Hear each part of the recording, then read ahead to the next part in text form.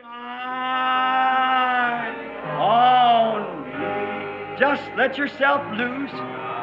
Close your eyes. Feel that sweet spirit. That's worship.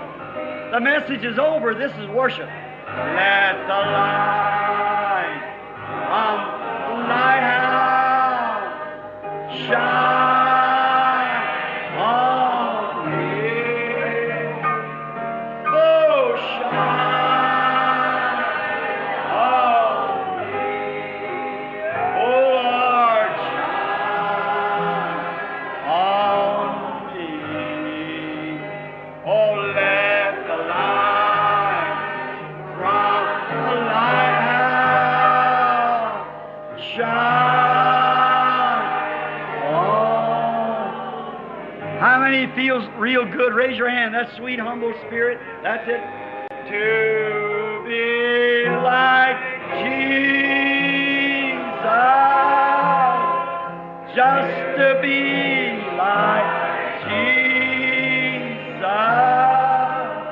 On earth I long to be like Him. All through life's journey, from earth to glory, I only have to be like.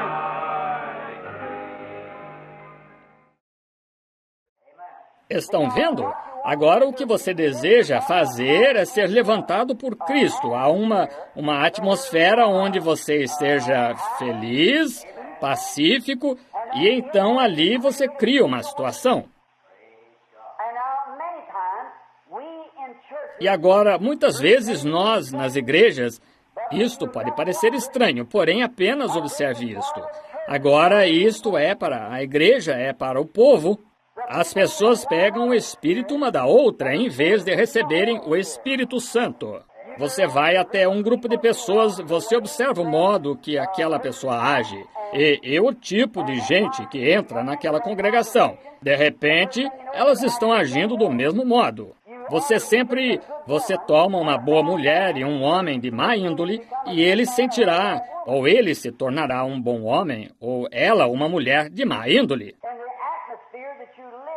E a atmosfera na qual você vive, você projeta o que você é através das pessoas com quem se relaciona. Então, que tipo de pessoas devemos ser se somos cristãos? Em que tipo de atmosfera devemos viver? Devemos viver em uma atmosfera consoladora, suavizante, de cura, com nossos corações constantemente em oração, com um amor profundo por cada pessoa com as quais entramos em contato.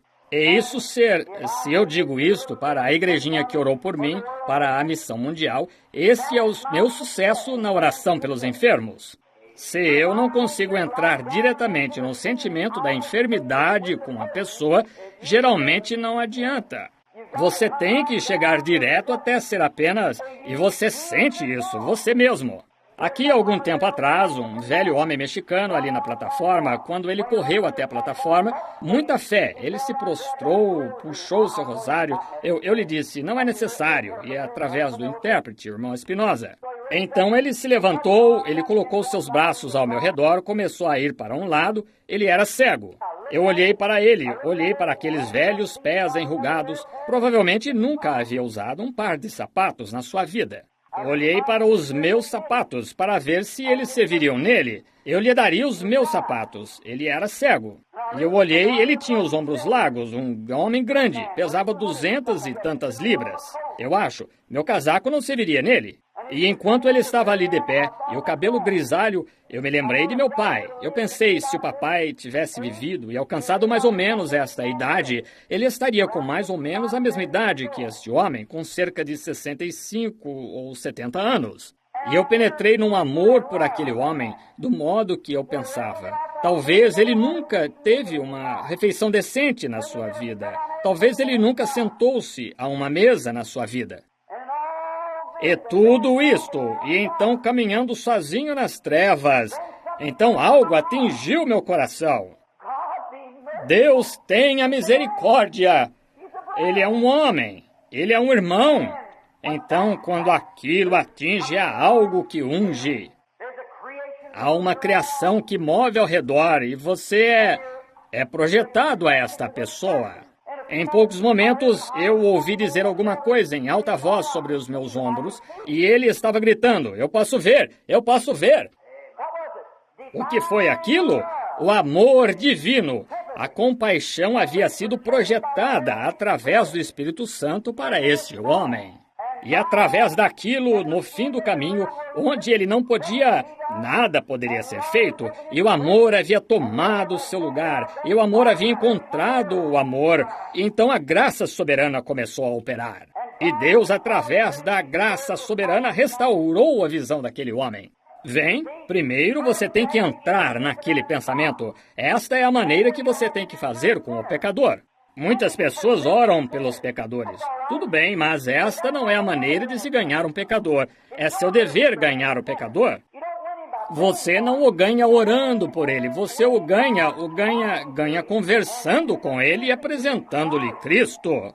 Esta é a sua obrigação. Este é o seu dever. É ganhar pecadores conversando com eles. E é projetando-lhes o amor de Deus através da palavra de Deus que ganha o pecador. Alguém diz, eu não iria à igreja. Com certeza eu gosto daquela mulher, eu gosto daquele sujeito. Veja, porque você os está ganhando. Se você ficasse em casa e simplesmente orasse pelo pecador, nunca entrasse em contato com ele, muito pouco poderia ser feito. Mas você tem que orar, então ir. Correto. Vai e faça isso. Agora, a projeção deste amor. Aqui, há poucos dias atrás, eu estava ouvindo um testemunho de um grande fabricante de arado de pé na plataforma. Bem, ali estavam sentados homens de negócios do mundo inteiro, sentados na plataforma, e este homem do arado. Ele se levantou e disse, bem, eu não sabia por que eu ia ser operado. E eu estimo esse homem, e ele é um grande seguidor do irmão Roberts, amigo nosso. E então, ele disse, quando descobri que eu estava ficando doente e tinha problemas de pedras nos rins, aconteceu de eu estar jantando com o irmão Oral. E disse, o irmão Oral se levantou e disse, agora, irmão, eu vejo que você está angustiado, então. Ele disse, eu vou orar por você. E ele disse, bem, louvado seja o Senhor. Eu simplesmente estava querendo que dissesse isso, irmão Oral. E disse que Oral se aproximou e colocou suas mãos sobre os seus rins. E disse, eu repreendo esta pedra renal e que deixe imediatamente este homem. E disse, quando ele o fez, disse, eu fiquei aliviado. E disse, apenas pouco tempo depois aquilo voltava outra vez. Disse, eu fui novamente até o irmão Oral e disse, ele orou novamente, eu fiquei aliviado. Mas todas as vezes que aquilo voltava, ficava pior. E ele disse, então a coisa seguinte em que pensei, se eu pudesse ir, ele disse, até o irmão Branham, e pudesse ficar diante dele, e o Espírito Santo descesse até ele, ele me diria então por que eu não fui curado quando o irmão Oral orou por mim. Então ele fez a sua viagem e foi até Louisiana. Eu estava tendo cultos ali, e me coloquei diante dele por uns 20 minutos. O Espírito Santo estava mudo, não disse nada. Eu orei por ele, e ele disse que se sentiu melhor. E ele desceu, então foi embora. Ficou nervoso, agitado. Ele saiu de lugar em todo mundo. Ore por mim, ore por mim. E ele amava o Senhor. Mas finalmente chegou a um estado que ele foi mandado para Maio. Na Maio, o examinaram e disseram, você tem uma chance entre 1000 de viver. Isso deu início a uma infecção. Todo o seu corpo está envenenado e com uremia. E, me esqueci o que mais. Disseram, você tem uma chance entre 1000. Então ele disse, eu arrisquei. Ele disse, eu orei, Deus, tu sabes que te amo, e eu fui a todos os teus servos. E ele arriscou, e eles o fizeram dormir. E disse que quando acordou no quarto, ele disse que havia uma luz brilhando no quarto, e a glória de Deus o cercava. E os médicos ficaram surpreendidos. Eles chegaram e disseram, bem, o que aconteceu aqui? Ora, ele disse, quero ir para casa. O que foi isso? Vem, ele tinha baseado sua esperança em, se algo me acontecer, eu irei até o irmão Roberts. Se isso falhar, eu irei até o irmão Branham. E, no entanto, ele amava ao Senhor Jesus. Deus teve que deixar tudo mais falhar para colocá-lo ali na sua cama, mesmo quando o médico disse não podemos fazer nada. E então, quando o amor divino alcançou o seu objetivo, a graça soberana entrou e tomou o seu lugar. Ela fará isto todas as vezes. Se seus motivos forem corretos, suas alternativas forem corretas. Se você tiver o amor divino e crer, siga em frente, sem duvidar de nada. Quando chega, parece que o fim do caminho chegou, então a graça soberana ocupa o seu lugar. Como tenho visto isto operar? Como tenho observado isso na minha própria vida? E não somente através de uma teologia, ou não através de algum tipo da experiência de outros. Estou tão feliz hoje, pois eu posso falar de uma experiência pessoal, em saber que isto é verdade. Por que tememos, então, contanto que saibamos que o amor de Cristo está divinamente descansando em nosso coração, que passamos da morte para a vida, todos os demônios do inferno não têm uma chance de entrar, mesmo na morte, se você permanecer naquele amor e fé. É exatamente como um bebezinho. Você pega um bebezinho, eu lhe mostrarei para que as crianças possam compreender. Aqui está a senhora Kelly sentada aqui à nossa frente. Quando um soldado bêbado, eu creio que foi, colidiu contra eles lá e ela foi apanhada como morta aqui, eles a colocaram em um hospital, inconsciente. Quando tudo tinha falhado e ela ia embora e ainda com o amor de Deus em seu coração ela sobreviveu. Foi ali aquele dia, e então a graça soberana foi projetada de acordo com o amor divino, e aqui está ela sentada esta manhã no nosso meio, viva hoje. Vejam, é algo que acontece quando você chega no fim do seu caminho, quando você chega a um ponto onde não consegue se mover. Então, o poder de Deus moverá através da graça soberana, a coisa que você vê. Você toma uma criancinha, um bebezinho que faz birra e tem acesso, e grita, e chuta, e grita, e de repente perde o fôlego. E você vê a mãe agarrá-lo e puxá-lo e jogá-lo para cima, soprar no seu rosto. Não interfira! Nunca aconteceu em toda a história médica um que já morreu assim. Ele não vai morrer, ele apenas está fazendo birra, ele está tentando fazer que tenham dó dele. Ele está tentando ser teimoso como uma mula e está apenas fazendo birra. E quando a birra chega a certo ponto, ele prende o fôlego até não conseguir mais, então a natureza se ajusta e ele se relaxa e começa a respirar novamente. Toda a correria e a gritaria simplesmente fazem gritaria e o soprar no seu rosto e o torna pior. Esta é a maneira que é, depois de viajarmos de igreja em igreja, de um lado para o outro, de culto de cura para culto de cura. Irmão, tome o amor e siga adiante, porque você está no fim do caminho. Deus projetará a graça soberana quando você chegar no fim do caminho. Quando o amor encontrar seu suprimento, Deus está obrigado então. Quando você chega ao seu fim e o homem encontra seu fim, então a graça toma conta. É a natureza de Deus agir assim. Como tenho observado isto, como que quando eu estivesse... Desculpem-me por este testemunho pessoal agora, por um minuto. Vocês leram o livro ali naquele dia em Portland, Oregon, quando aquele maníaco correu até a plataforma, ele ia me matar. Todos vocês leram sobre isso, talvez, no livro. O que aconteceu? Deus me enviou para pregar o Evangelho. Aquilo eu estava fazendo. Milhares de pessoas se reuniram. As ruas estavam cheias e 6.000 e tantas estavam do lado de dentro e estava chovendo bastante. O povo ali de pé. Seus corações estavam almejando, famintos. Foi nesse lugar que não havia ninguém no campo, na reunião, e tinham que puxar você pela multidão e tudo mais com escolta policial para entrar. Eu fiquei em um quarto e ali levei 2 pequenos policiais para Cristo, ali no camarim. 2 jovens da polícia com seus 20 e poucos anos. A mãe de um deles havia sido curada na noite anterior e os 2 se inclinaram ali e eu os guiei para o Senhor Jesus. Ao entrar na plataforma para falar sobre a fé, de repente o maníaco que havia batido no pregador lá embaixo na rua, naquela tarde, tinha escapado do hospício, quebrou a sua clavícula, quebrou o seu maxilar. Ele tinha mania de matar pregadores.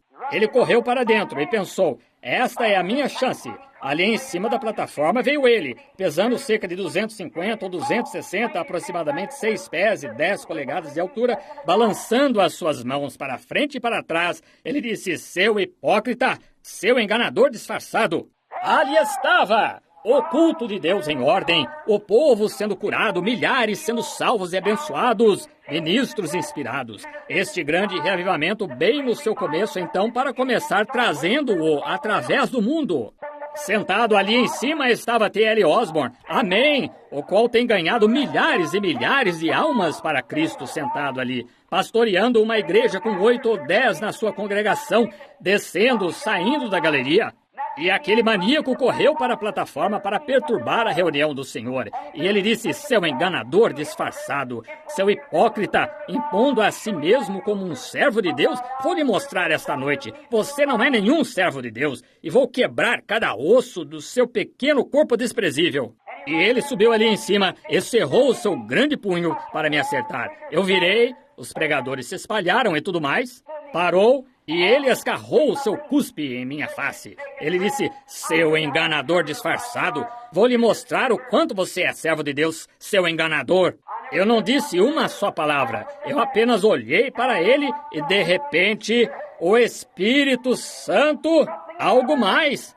O que você pensaria se um homem cuspisse no seu rosto? Ora, se você fosse meio genioso, você se irritaria? Claro que se irritaria. E ali apareceram 2 soldados, os mesmos 2 soldados que, com aquelas coisas nas suas mãos para derrubar o homem, para tirá-lo. Mas eu não poderia deixá-los fazer aquilo. Deus tinha trazido amor no meu coração por aquele ser mortal. Eu pensei: não é o homem, foi o diabo que o deixou nessa condição. Aquele homem seria um homem normal que desejaria amar e viver como os outros homens fazem. Mas foi o diabo que o deixou desse jeito. E um amor começou a fluir por aquele homem. E de repente aquele homem caiu e se prostrou aos meus pés ali. Quando o amor divino foi projetado, a graça soberana chegou e tomou o seu lugar. Ela fará isso todas as vezes. Aqui, não muito tempo atrás, quando... Pode ser que eu tenha lhes contado isso antes. No ano passado, no ano retrasado, é isso agora, eu estava cortando a grama lá do meu quintal, tentando aparar a grama do meu quintal ali ao redor. Eu tive que parar e mudar de roupa para ir orar por alguém. Saí, bem, minha grama estava alta. Antes de eu, lá atrás, antes de eu conseguir cortar a frente, ela crescia. E então um dia, eu estava lá atrás com minha velha máquina de cortar grama, aparando, tentando um aparador pequeno a motor, e eu esqueci que ali havia um ninho de marimbondo caçador no canto ali, e eu bati o cortador nisso. E lá atrás, eu havia tirado a minha camisa e estava sem camisa. Eu bati na cerca com o cortador de grama e sem camisa. Num instante, eu fiquei todo coberto de marimbondos sem camisa. Vocês sabem o que são, um enorme enxame de marimbondos. A pessoa poderia morrer por causa deles, uns enormes, zumbindo. Oh, eu pensei, primeiro aquilo me assustou, então de repente algo começou a acontecer. Começaram a se acalmar, aqueles marimbondos continuavam a zumbir ao redor.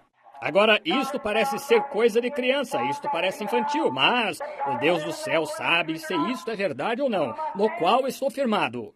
Então, em vez de tentar lutar e bater e dar palmadas naqueles marimbondos, houve um tipo de amor pio que veio sobre mim.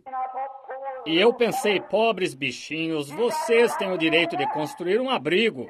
Esta é a forma que Deus fez para vocês se protegerem. E eu perturbei vocês, e sinto por tê-lo feito. Se eu tivesse que fazê-lo novamente, eu não vos perturbaria. Eu não tive intenção de fazê-lo. Mas eu disse: eu sou o servo do Senhor, e seus filhos enfermos estão aqui para receberem oração, e tenho que me apressar e cortar a grama deste quintal. Agora vocês, criaturinhas de Deus, no nome de Jesus Cristo, voltem para seu ninho. Eu não incomodarei vocês. E o que foi isso? Foi porque eu orei, pois eu poderia ter morrido com as ferroadas. No amor de Deus, com um coração submisso, a projeção do amor apareceu e a graça soberana tomou conta. O que poderia ter dito aqueles marimbondos? Falei, e cada marimbondo virou em voo e se alinharam como um grupo de soldados militares e voltaram imediatamente para seu ninho. O que foi isso? Eu não poderia falar com os marimbondos, não há como falar com eles. como eu poderia evitar que eles me ferroassem? Eu estava no fim, mas eu tive amor. Deus deu amor por aqueles marimbondos e eu falei com eles na minha voz. E o Espírito Santo, através da graça soberana, guiou aqueles marimbondos diretamente para o seu abrigo. Não muito longe da estrada, um Guernsey ali em Henryville um dia, esse imenso touro velho aqui, que matou certo homem de cor, na fazenda dos Brooks aqui, matou um homem de cor, quase matou aquele rapaz West do mesmo modo. Eles o colocaram ali na fazenda.